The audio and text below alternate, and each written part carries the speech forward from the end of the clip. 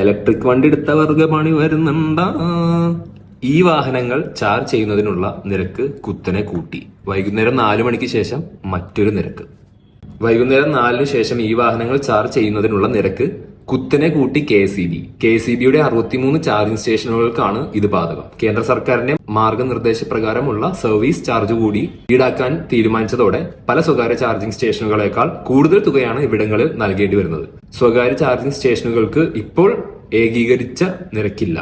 രാവിലെ 9 മുതൽ വൈകുന്നേരം 4 വരെയുള്ള സൗരോർജ്ജ മണിക്കൂറുകളിൽ നിരക്ക് 30% കുറയ്ക്കാനും വൈകുന്നേരം 4 മുതൽ രാവിലെ 9 വരെ 30% കൂട്ടാനും വൈദ്യുതി റെഗുലേറ്ററി കമ്മീഷൻ അനുവാദം നൽകിയിരുന്നു. അതായത് ഇലക്ട്രിക് വണ്ടി ഇറങ്ങിയ ആ സമയം തൊട്ടേ നമുക്കിത് ഉറപ്പായിരുന്നു. കാരണം പെട്രോളിന് വില കൂടിയല്ലാതെ EVയിലേക്ക് മാറും. EVയിൽ അപ്പോൾ ആൾക്കാർ കൂടി എടുത്ത് വരുമ്പോഴത്തേക്കും കറണ്ട് കാശ് കൂട്ടും. ഇത് സ്വാഭാവികമായിട്ട് നടക്കുമെന്ന് നമുക്ക് ഉറപ്പായിട്ടുള്ള കാര്യമായിരുന്നു.